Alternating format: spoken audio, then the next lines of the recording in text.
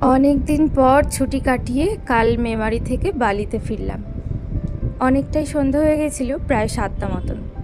তারপর আর কোনো কাজই করা হয়নি কালকে। একটু রেস্ট নিয়েছি, কারণ ভীষণ টায়ার্ড লাগছিল। আসলে বর্ষাকালে যতই বৃষ্টি হচ্ছে, গরমটা কিন্তু থেকেই যাচ্ছে, প্রচণ্ড গরম।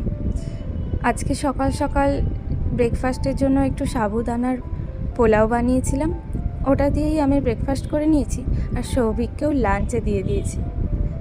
তারপর আমি আজকে লাঞ্চের জন্য একটু পোস্ত বানিয়ে নিলাম। অনেক দিন পর ছুটি কাটিয়ে কাল মেমারি থেকে বালিতে ফিরলাম। অনেকটাই সন্ধ্যা হয়ে গেছিল, প্রায় 7টা মতন। তারপর আর কোনো কাজই করা হয়নি কালকে। একটু রেস্ট নিয়েছি, কারণ ভীষণ টায়ার্ড লাগছিল। আসলে বর্ষাকালে যতই বৃষ্টি হচ্ছে, গরমটা কিন্তু থেকেই যাচ্ছে, প্রচণ্ড গরম। আজকে সকাল সকাল ব্রেকফাস্টের জন্য একটু সাবুদানার পোলাও বানিয়েছিলাম, ওটা দিয়েই আমি ব্রেকফাস্ট করে নিয়েছি, আর সৌভিককেও লাঞ্চে দিয়ে দিয়েছি। তারপর আমি আজকে লাঞ্চের জন্য একটু পোস্ত বানিয়ে নিলাম।